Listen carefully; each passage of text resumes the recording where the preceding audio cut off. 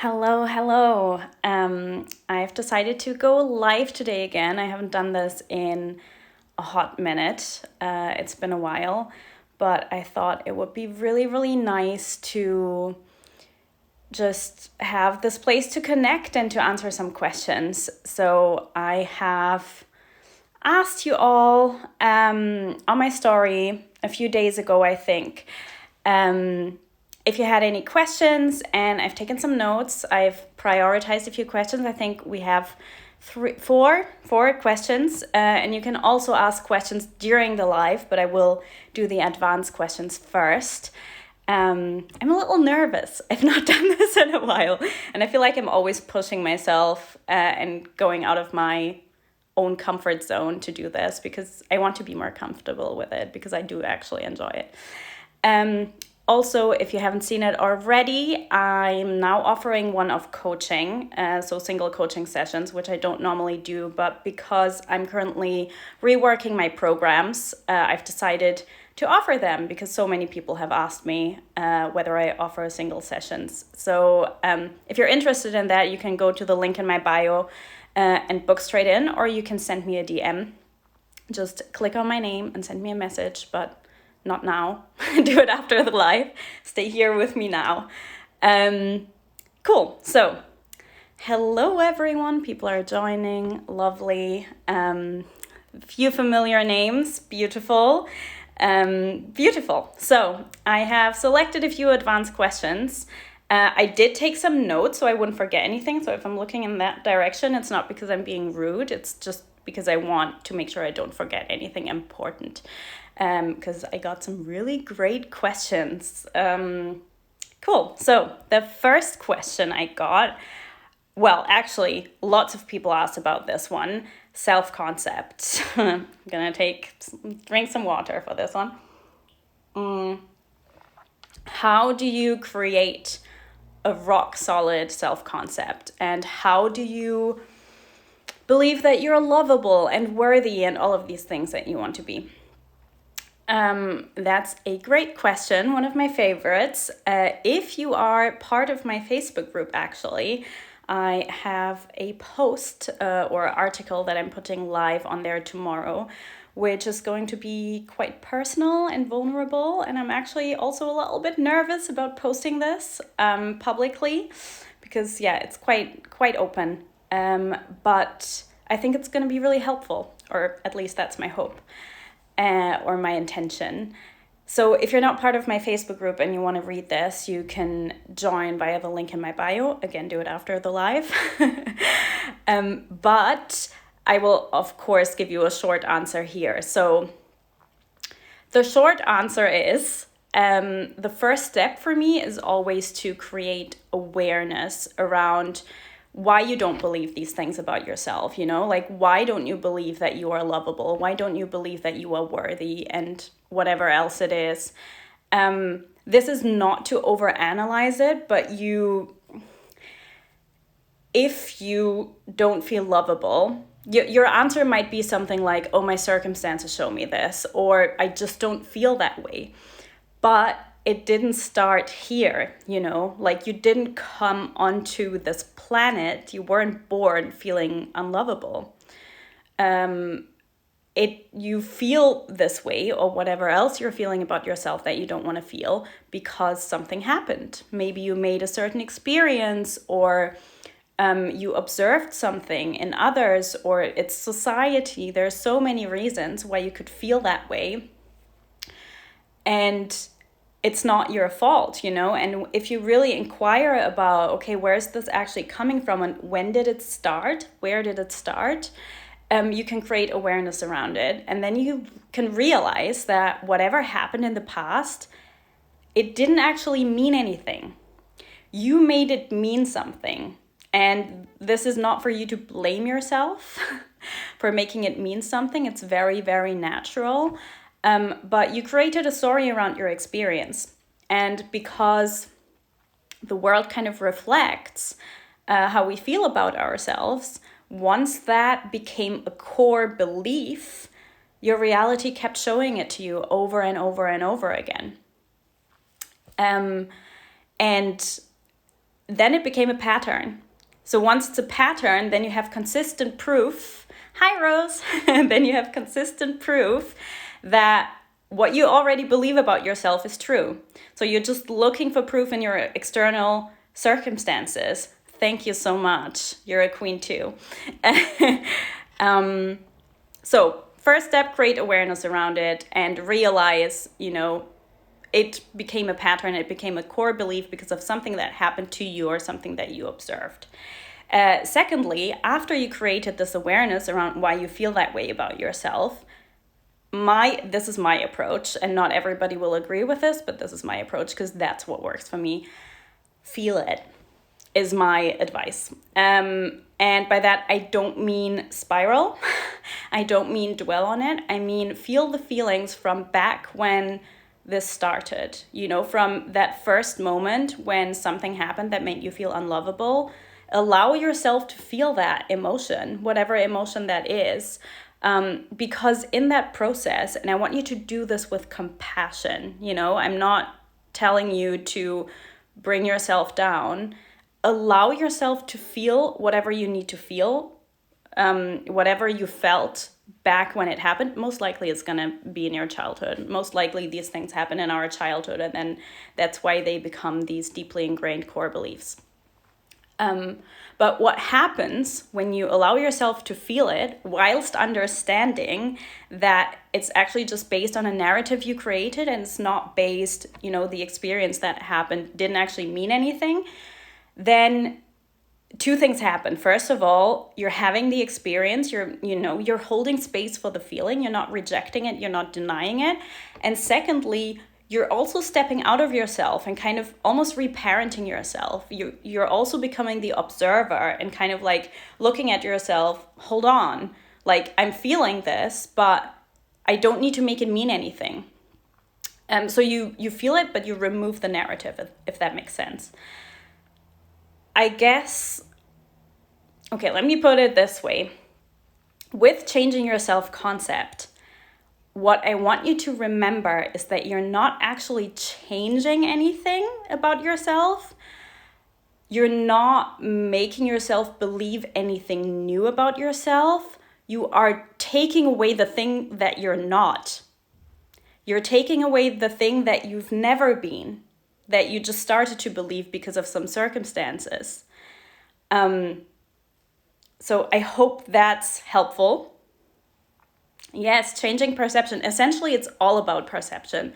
It's all about perception. Reality is based on perception. Yeah, beautiful. Thank you for saying that, Rose. The second question I wrote down, more water, I'm thirsty. I'm also really hungry, which is not great. Bad timing. So the second question I selected was, how do you deal with the constant nagging how to deal with the constant nagging fear that I will never be enough to get or keep my desires? Oh, honey. I understand this feeling because, I get it too sometimes. We all do. It's kind of similar to the self-concept question I just answered, like create awareness around it. What makes you feel that you're not enough? What makes you feel that you don't? What makes you feel that you don't deserve what you desire? And the answers that you have to this really determine the next steps. Like I can't give you a straight answer without knowing your exact situation. Oh, thank you so much. You create the energy, babes. I can't give you an exact answer without knowing the details 100%. Like this is something that I work with my clients where we go really deep. We look at the past, we look at the core beliefs, we look at where that comes from or where the lack of belief comes from. But again, like allow yourself to feel it, what feelings lay beneath it, what's coming up for you, and hold space for it, right? And also, if you can do that, it depends on how much in a state of fear you are or not. But if you can do it, how would you look at that fear that's coming up from a place of love?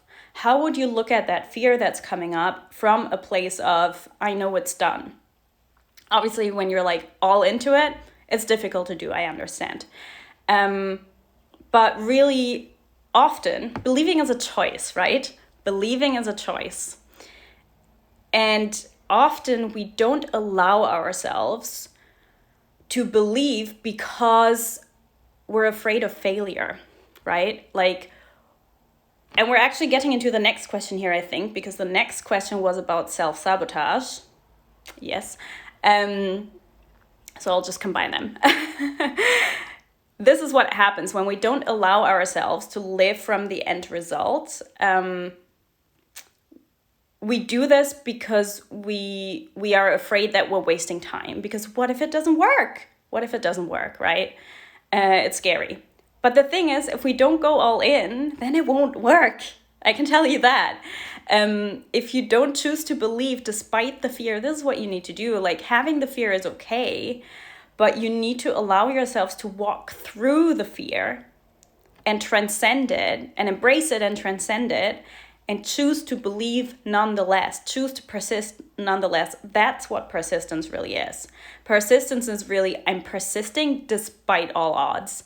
Even if my reality shows something completely different, even if my emotions are overwhelming me, and if I feel all those icky feelings, I'm still choosing to believe and to persist. Where was I? Yeah, so I think this is very common because it's not just about, it's not just about self-worth and worthiness, although that's a huge element. It's essentially rooted in a fear of failure or a fear of success. That happens too. Essentially, it's a fear of change, a fear of the unknown, because it's fucking terrifying. It's terrifying if we step into the unknown, if we leave our comfort zone, which that word is ridiculous anyway, because your comfort zone is most likely not comfortable.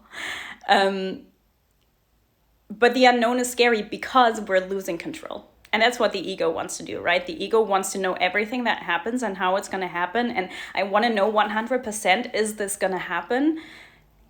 And that's when we hold on. That's when we don't surrender. That's when we cling on to it. And that's when we're attached, because we don't allow ourselves to lose control.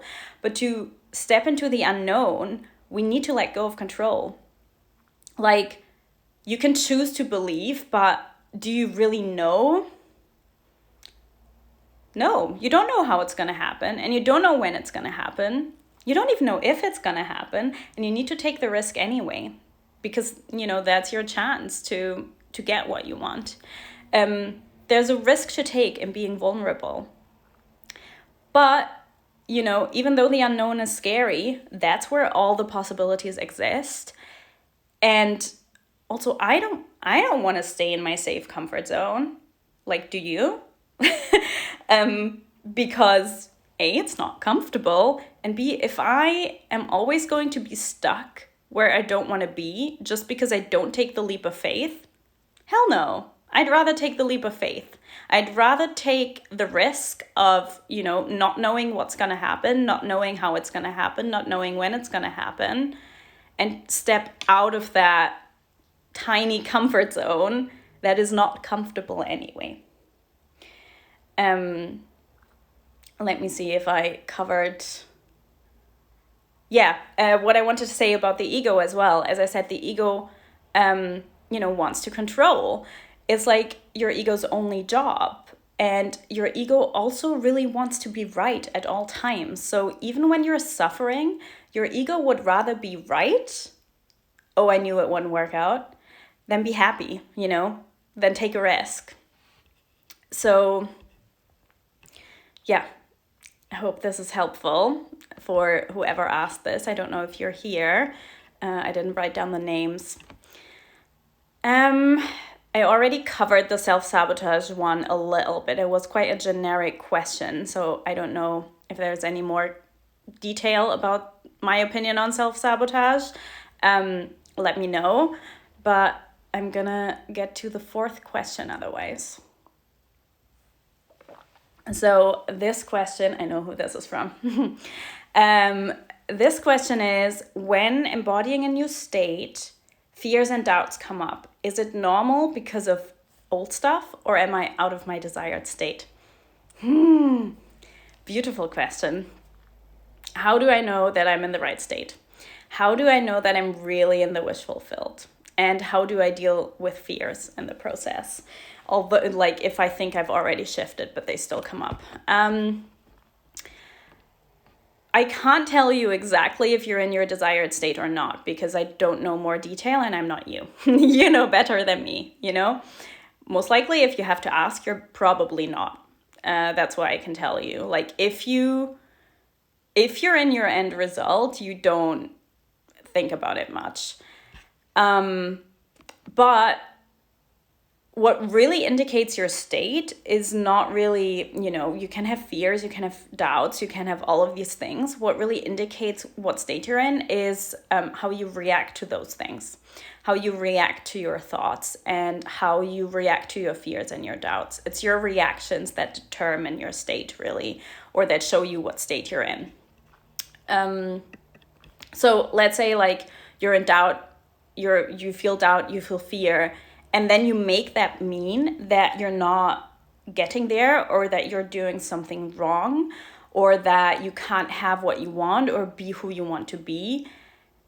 That's when you're out of the state, because you're making it mean something about yourself. But if you feel the fear and you allow yourself to feel it, and you're still there, you're still trusting, still persisting, although it feels icky and uncomfortable, and although it's overwhelming, you're still good. Because if you're living from the end result, and if you have a solid self-concept, how would you look at that stuff, How would you look at those fears and those doubts? You would just observe them and, like clouds, let them pass by in the sky. And you would not give that power over your state or your manifestation, because you have the power. That stuff, it's just emotions, just thoughts. Feelings and doubts and thoughts, that it's all temporary, right? Like, it's also very normal. So you will probably never get to a point where you will never feel fear again, or have doubts again, or negative thoughts. I don't like labeling thoughts as positive or negative, but, for the sake of understanding, the question is not why are they here, but how do I deal with them? And also, how quickly can I shift out of them? Not with pressure, not shift out of them, I need to shift into a different state, but just like a gentle reminder, like a gentle refocusing. Do it with compassion, like compassionately getting back to trusting, choosing to get back to trusting. There was something else in that question I wanted to address. Oh, yes, old stuff coming up when you shift states.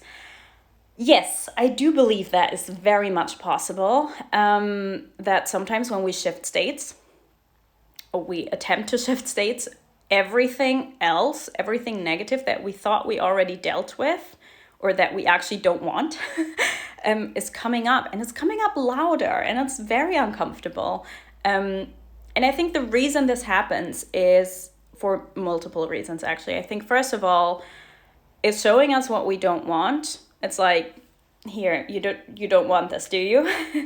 And secondly, I think it's because we're suddenly more aware of it. We're suddenly hyper aware of everything that does not align with that state of being. So everything that you previously ignored or repressed or denied yourself, or you weren't brave enough to look at, or conscious enough to look at, gets pushed out from your subconscious, either into your reality or in the form of emotions, thoughts, fears, and doubts. So that does not have to happen, but it's very common. And if it does happen, I personally choose to see it just as part of the process, to see it as part of the bridge of incidents. Cool. So that's all the advanced questions I got. So if anyone has any questions right now, I'm happy to answer them. I'm just gonna open it up. Okay, so here's a question. I have a confusion. Some say the more we affirm, the faster we realize, and some say let it go and live your life. I assume life is what's missing here. I'll give you my perspective on this. I'm not a big fan of affirmations, by the way. I'm not against them. I actually use them myself, so I'm definitely not against them. But I think when we say an affirmation, we always need to be aware of whether we believe it in that moment or not. I'm not a fan of, affirming until you're dead. Because I think the feeling is the secret, right? Feeling is the secret. You need to feel it real. You need to feel it as natural. And affirmations can be a great tool to help with that, to get you into that state. But it's just a tool. As for should you, affirm, persist, or should you let go? It sounds like a paradox, but really persisting and letting go is the same thing. I'll tell you what. So when you really drop into the end result, if you see everything from the end result of your desire being fulfilled, of your self-concept that you want being, already embodied, then you are letting go because you're not attached to it anymore, because you can chill, right? You can chill. So, Neville Goddard says to basically imagine, and he obviously recommends the state akin to sleep. So imagining, visualizing at night, for example, before bed, but whatever technique you want to use, doesn't matter. He says to do that until it's impressed on your subconscious mind. So, you feel it's done until you enter the Sabbath, is what he says. And that happens automatically. So you don't need to worry about, I'm not letting go. Because once you drop into the end result, you're automatically letting go. There's a second side to this, though. And it's related to letting go, that is surrender for me, because you need to surrender to your circumstances. You need to surrender to what's happening and what you're feeling. Because if you're not surrendering to what's going on outside of you, then you're resisting. And what you resist persists. You need to drop the resistance to what you're seeing right now in your circumstances, because if you're resisting, you're fighting your circumstances. If you're resisting your emotions, you're fighting your emotions, which is the same as reacting to your physical reality. So yeah, I don't know if that answered your question. I feel like I went a bit round and round, but persisting and letting go are related. Like letting go comes automatically once you land in the end result. So you don't need to worry about it. You don't need to get confused about it. You keep doing what you're doing. If you notice you're out of the state, you're like, no, I'm going to bring myself back. Gently remind yourself. You don't need to force yourself to let go. If you keep thinking about it, you can't help your thoughts, but you can choose your reaction to them. So choose your state wisely, choose to believe, and don't worry about when you let go, because it will happen automatically in time. It will just click into place. And sometimes it takes a bit longer, especially if things are a bit more emotionally charged, but that's okay. That's okay. It takes however long it takes. You got this. Okay. What else do we have here? What about accepting your body, loving it, even if 3D shows an image you don't want? Okay, here's a few recommendations, because this is a really big topic that is difficult for me to answer in just one question. I don't know if you know my podcast that I have together with my friend Kelly. It's called Mindless. I've got it linked in my Linktree profile, so you can check it out there. But around Christmas time, we did a podcast on body image, eating disorders. It's a bit triggering, I will say that. If you struggle with eating disorders, because I used to be stuck in an eating disorder.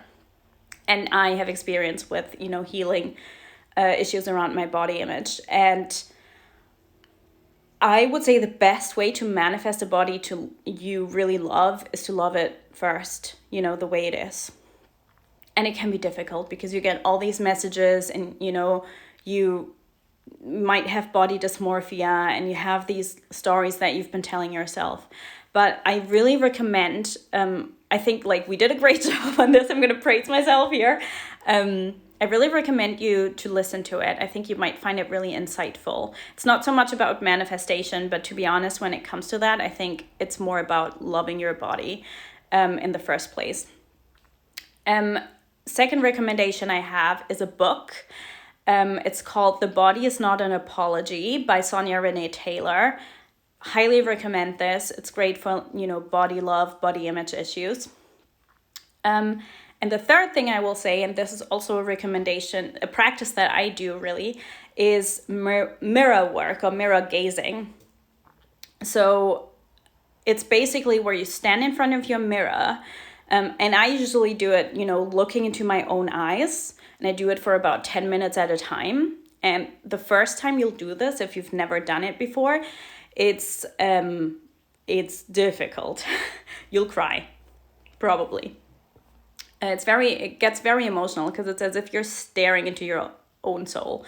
And it's a very good self-love practice. And I highly recommend, if you're brave enough to do this, to do this naked. If you can do it. It will be difficult at the start, but you know, it's really about, even if you do want to change your body, there is nothing wrong with wanting to change your body, but there's also nothing wrong with your body as it is right now. You know, your body is beautiful the way it is right now, whether you feel like it or not. And, you know, it keeps you alive. It loves you back if you love it. So, yeah, try that practice, listen to that podcast, and read that book is my recommendation. Let me see. Yes, mirror work, so powerful. Let go and relax. Yes.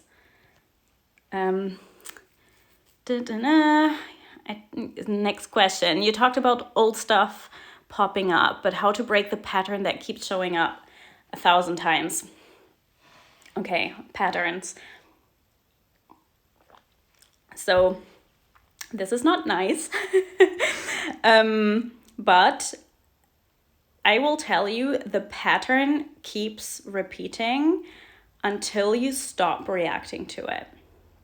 So you will only break the pattern once you stop reacting to it the same way.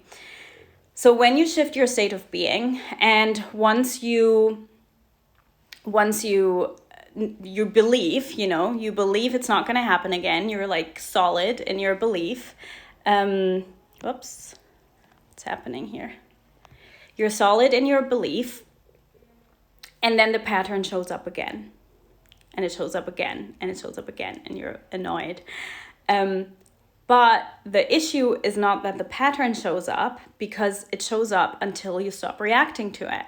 So if you see the same pattern and you're like, God damn it, it's happening again, and you're getting frustrated with yourself and you're reacting to it, it will keep showing up. It might show up in different ways, but it will keep showing up. So really the secret to breaking a pattern is, unfortunately, to just stop reacting to it.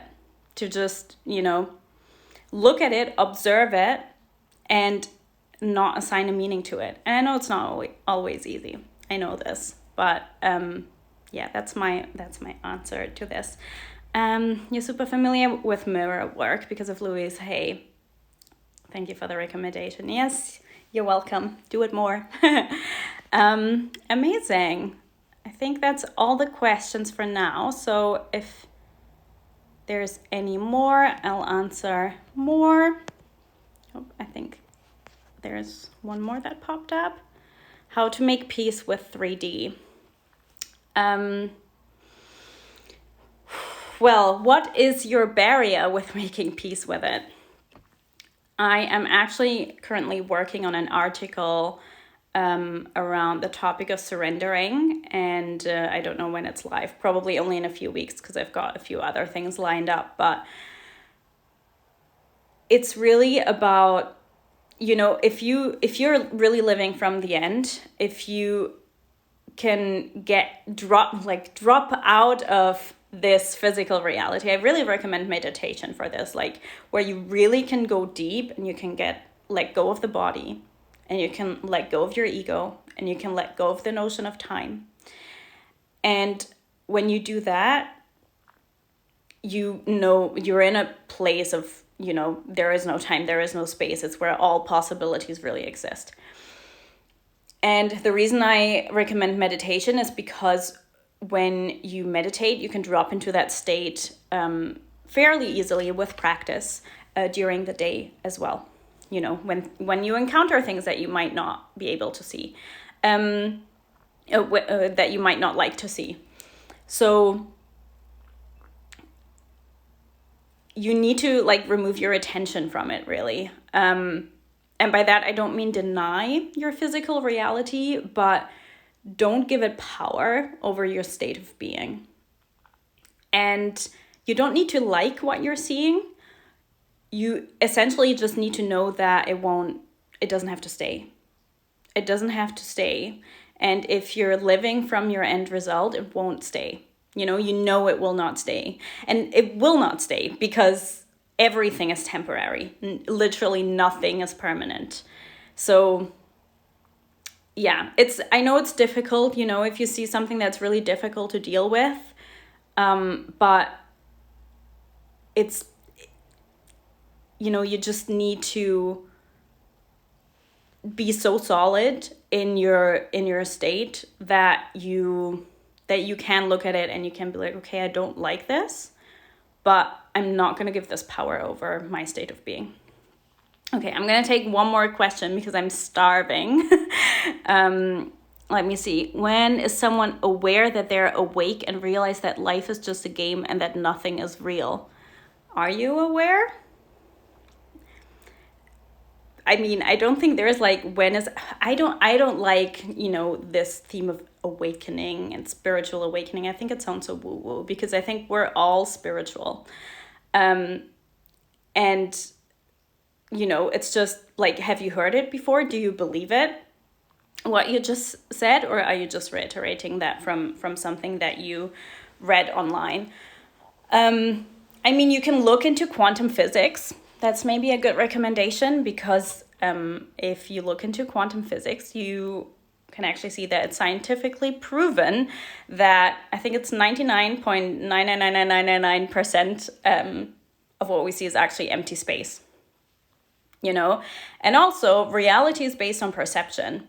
So just on a very basic level, if you don't go super spiritual, because that might be hard for you to grasp, if you think about other animals